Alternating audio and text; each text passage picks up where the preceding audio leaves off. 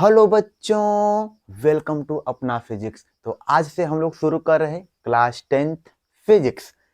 Chapter का नाम है प्रकाश, परावर्तन तथा अपवर्तन। आज की क्लास में हम लोग सीखेंगे प्रकाश क्या होता है, प्रकाश के स्रोत क्या क्या हो सकते हैं। इसके बाद हम लोग सीखेंगे प्रकाश के गुणधर्म। यदि समय रहा तो इसके बाद चौथा टॉपिक होगा प्रकाश किरण पुंज, या फिर कह लो प्रकाश पुंज क्या होता है और उसके प्रकार सीखेंगे। तो चलिए बिना देरी किए शुरू करते हैं। हमारा हेडिंग लग चुका है प्रकाश, जिसे अंग्रेजी में क्या बोला जाता है, लाइट। लाइट यानी कि प्रकाश। तो प्रकाश क्या है? तो सीधा सा आप बोलो, प्रकाश ऊर्जा का एक रूप होता है। प्रकाश ऊर्जा का ही एक रूप होता है। इसी प्रकाश के द्वारा हमें वस्तुएं दिखाई देती हैं। यानी जो प्रकाश होता है वो ऊर्जा का ही रूप होता है। आप जानते होंगे जो ऊर्जा होता है विभिन्न रूपों में होता है। ऊर्जा विभिन्न रूपों में होता है, ऊर्जा स्वयं दिखाई नहीं देगा। ठीक उसी तरीके से आप कह सकते हो कि जो प्रकाश होता है वो ऊर्जा का एक रूप होता है, ठीक, जिसकी सहायता से हमें वस्तुएं दिखाई देती है। इसके बाद जब प्रकाश किरणें किसी वस्तु पर पड़ती हैं तो परावर्तित होकर हमारी आंख पर पड़ती हैं तथा वस्तुएं हमें दिखाई देती। कहने का मतलब यह है, ये मार्कर को हम देख पा रहे होंगे तो कैसे देख पा रहे होंगे? इस पर प्रकाश की किरण पड़ा होगा और पड़ने के बाद हमारी आंख पर पहुंचा होगा, तब ये मार्कर दिखाई देता है। आप जहां पे बैठ के पढ़ पा रहे होगे, आगे पीछे जो भी चीजें दिखाई दे रही है, कहीं ना कहीं वहां पर प्रकाश का परावर्तन होता है। अब परावर्तन क्या है, नेक्स्ट वीडियो में समझेंगे हम लोग। समझे क्या? यानी कि बिना परावर्तन के हम कोई भी वस्तु को नहीं देख पाते हैं। जब परावर्तन होगा तभी वह वस्तु हमें दिखाई देगी। अब हम बात करेंगे प्रकाश के स्रोत, जिसे बोला जाता है सोर्सेस ऑफ लाइट। प्रकाश के स्रोत की बात करेंगे। तो प्रकाश के कितने स्रोत हो सकते हैं? तो प्रकाश के दो स्रोत हो सकते हैं। प्रकाश के कितने स्रोत हो सकते हैं? दो। पहला होता है लुमिनस सोर्सेस और दूसरा होता है नॉन लुमिनस सोर्सेस। जो लुमिनस सोर्सेस होता है उसे बोलेंगे दीप्त स्रोत। इसी दीप्त स्रोत को एक और नाम से जानते हैं, जिसका नाम है प्रदीप्त। कहीं पे प्रदीप्त लिखा रहेगा, उसका भी समझो क्या मतलब है, दीप्त स्रोत। तो दीप्त स्रोत क्या होता है? ऐसा स्रोत जिससे स्वयं स्वयं प्रकाश निकले। ऐसा स्रोत जिससे स्वयं प्रकाश निकले, उसे हम दीप्त स्रोत कहते हैं। यही लिखा है, ऐसा स्रोत जिससे प्रकाश स्वयं निकलता है, उसे दीप्त स्रोत कहते हैं। जैसे आप लिख सकते हो सूर्य, कमा, तारे, वैद्युत बल्ब, वैद्युत बल्ब ETC। जो आपके घर में बल्ब जल रहा होगा, उस बल्ब से स्वयं प्रकाश निकलता है। जैसे ही स्विच ऑन करोगे लाइट जलने लगेगा, स्वयं प्रकाश निकलेगा। जब स्वयं प्रकाश निकलेगा तो उसे बोलोगे दीप्त स्रोत या फिर प्रदीप्त स्रोत बोल सकते हो। जस्ट इसी का उल्टा। अब अदीप्त स्रोत, नॉन लुमिनस सोर्सेस, ऐसा स्रोत जिससे स्वयं प्रकाश नहीं निकलता है। ऐसा स्रोत जिससे स्वयं प्रकाश नहीं निकलता है, उसे अदीप्त स्रोत कहते हैं। उसे अदीप्त स्रोत कहते हैं। जैसे बात कर ले हम, आप चंद्रमा को देख पाओगे। चंद्रमा एक अदीप्त स्रोत होगा। आप कहोगे कि सर जी चंद्रमा तो रात को उजाला करता है, तो चंद्रमा का प्रकाश नहीं है। चंद्रमा यहां पर है, सूर्य भगवान जी का प्रकाश किरण इस पर पड़ता और परावर्तित होकर के पृथ्वी पर आता है। ठीक, वो चंद्रमा का प्रकाश नहीं है। चंद्रमा के पास स्वयं का प्रकाश नहीं होता है। तो चंद्रमा किसका उदाहरण हो जाएगा? अदीप्त स्रोत का, क्योंकि चंद्रमा के पास खुद का प्रकाश नहीं है। वो सूर्य भगवान जी के प्रकाश को परावर्तित करता है। ठीक, और हमें लगता है कि यह प्रकाश चंद्रमा से आ रहा है, हाँ ठीक है, चंद्रमा से आ रहा है, लेकिन चंद्रमा का खुद का प्रकाश नहीं होता है। ठीक, तो चंद्रमा ले सकते हो, कांच ले सकते हो, कांच जब चमक रहा होता है, कांच ले लो। ठीक, चंद्रमा हो गया, कांच हो गया, ये सब अदीप्त, ईटीसी कर लो, ईटीसी, ये सब अदीप्त प्रकाश स्रोत के एग्जाम्पल्स हो जाएंगे। आपको हम अब तक प्रकाश सिखा दिए, प्रकाश के क्या स्रोत हो सकते हैं ये सिखा दिए। इसको आप लोग नोट कर लीजिए, फिर हम लोग आगे सीखेंगे प्रकाश के गुणधर्म।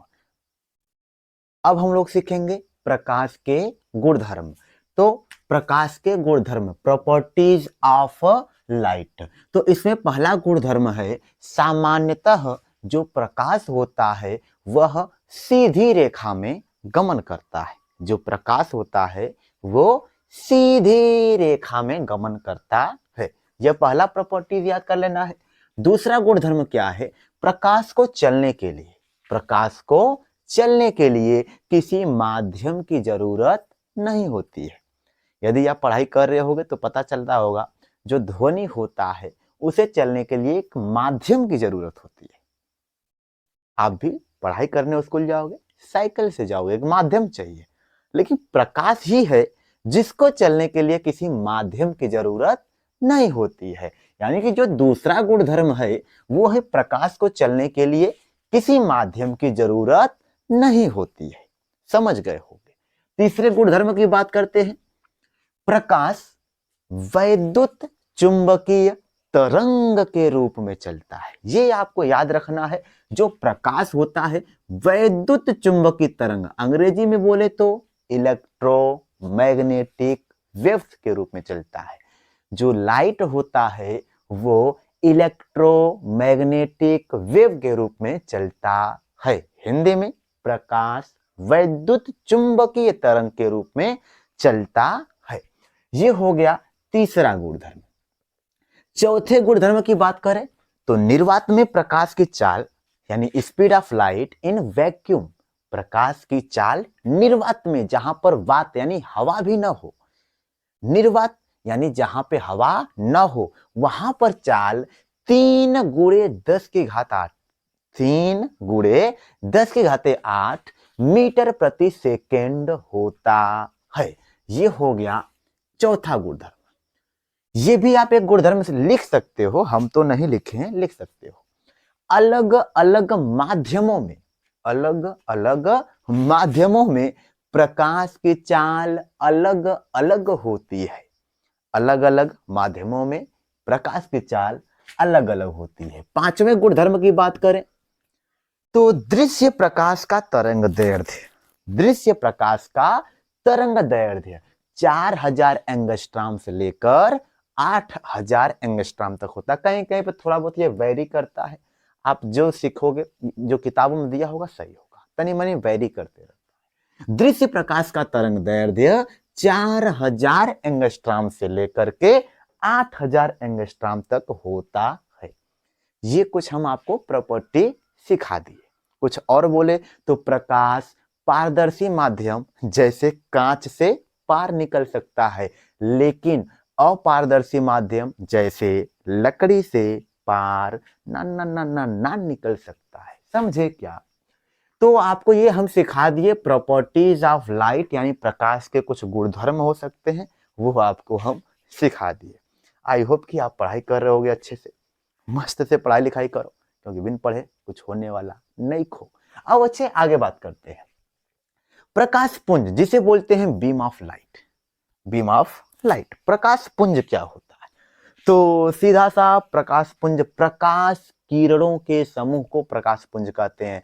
मान लो एक टॉर्च ले लिए, टॉर्च जलाओ, बहुत सारे किरणें निकल रही, बहुत सारी किरणें निकल रही है। तो बहुत सारी किरणें निकल रही हैं, तो उनके जो समूह होगा, उनका जो समूह होगा, यानी प्रकाश किरणों का जो समूह होगा, उसे हम प्रकाश पुंज कहते हैं। उसे क्या कहते हैं? प्रकाश पुंज।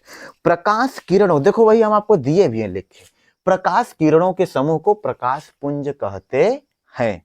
प्रकाश किरणों के समूह को प्रकाश पुंज कहते हैं। आइए, ये मुख्यतः या फिर ये 3 प्रकार के हो सकते हैं। पहला अभिसारी प्रकाश पुंज, अपसारी प्रकाशपुंज और समांतर। आइए एक एक करके सीखते हैं। पहला होता है अभिसारी प्रकाशपुंज। कौन सा पुंज? अभिसारी प्रकाशपुंज। अंग्रेजी में बोले तो बोलते हैं कन्वर्जेंट बीम ऑफ लाइट। क्या बोलते हैं? कन्वर्जेंट बीम ऑफ लाइट बोलते हैं। आओ, जब प्रकाश की किरणें एक ही बिंदु पर मिलती हुई प्रतीत हो या मिलती हुई हो या मिल रही है, जब प्रकाश की किरणें एक ही बिंदु पर मिलती हैं तो उसे अभिसारी प्रकाशपुंज कहते हैं। आइए मान लो आपके पास एक पॉइंट ऐसा है, इसी पॉइंट पर आके एक किरण आके इधर से मिली, एक किरण आई और इधर मिली, दूसरी किरण इधर से आके मिल रही है। समझ गए? इसको और मस्त से बनाए तो कुछ इस तरीके से। रोको रोको रोको रोको, ना ना ना ना ना ना ना बाबू ना ना, ऐसा। यानी सब प्रकाश की किरणें एक ही बिंदु पर आके मिल रही हैं। देखो एक बिंदु हो गया, सब प्रकाश की किरण आ रही है एक ही बिंदु। देखो है एक बिंदु हो गया, इधर से आई, इधर से प्रकाश किरण, इधर से, सब आकर के इसी बिंदु पर मिल रही है। अगर ऐसा कहीं देखते हो तो अभिसारी प्रकाशपुंज होता है। बोलो समझे? नहीं समझे? अब एक बार फिर से, ये एक बिंदु हो गया, इसी बिंदु की ओर बहुत सारी प्रकाश की किरणें आ रही हैं, तो इसको बोलोगे अभिसारी प्रकाशपुंज। ये सिस्टम क्या तैयार हो गया? अभिसारी प्रकाशपुंज बोलोगे इसको। समझे क्या? जस्ट इसी का उल्टा, अपसारी में एक ही बिंदु से निकल रहा होगा, अपसारी में जस्ट इसी का उल्टा बोलो। एक बिंदु हो गया, इससे लाइट जल रहा, ऐसा। ये हो गया अपसारी। जब प्रकाश की किरणें, अपसारी समझो, अब अभिसारी समझ गए, अपसारी। जब प्रकाश की किरणें एक ही बिंदु से आ रही हो, एक बिंदु हो गया, इसी बिंदु से प्रकाश किरण आ रही है, ठीक ना, तो उसे अपसारी प्रकाश पुंज कहते हैं। जब लाइट जला रहे हो, छोटी सी बत्ती, ही छोटी सी बत्ती रहता है, ऐसा ना लाइट जलाओगे ऐसा, ऐसे लाइट फैलते जाएगा, एक के बिंदु से, एक छोटा सा बिंदु मात्र से लाइट फैल रहा होता है, उसको क्या बोलोगे? अपसारी। क्योंकि छोटी सी बत्ती से लाइट निकल के फैल रहा है, उसको क्या बोलोगे? अपसारी प्रकाश पुंज बोलोगे, कुछ इस टाइप का। आइए तीसरा बात करते हैं, समांतर प्रकाश पुंज। इसको बोलते हैं पैरेलल। क्या बोलते हैं? पैरेलल बोलते हैं। क्या बोलते हैं? Parallel. Parallel beam of light, गजब की अंग्रेजी है, पैरेलल, पैरेलल। चलो, समांतर प्रकाश पुंज जिसे बोलते हैं पैरेलल बीम ऑफ लाइट। क्या बोलते हैं? बोलो फिर से, बैठे बैठे बोलो, पैरेलल बीम ऑफ लाइट। समांतर प्रकाश पुंज बोलते हैं। आओ समझना, जब प्रकाश की किरणें परस्पर समांतर हो तो उसे समांतर प्रकाश पुंज कहते हैं। आओ समझो कुछ इस तरीके से, एक प्रकाश की किरण सीधा से जा रही, इसी के पैरेलल दूसरा, तीसरा, चौथा, ऐसे प्रकाश किरण जा रही है, तो इसको बोलोगे पैरेलल बीम ऑफ लाइट, यानी कि समांतर प्रकाश पुंज बोलोगे। आई होप कि आज की क्लास आपको अच्छे से समझ आया होगा।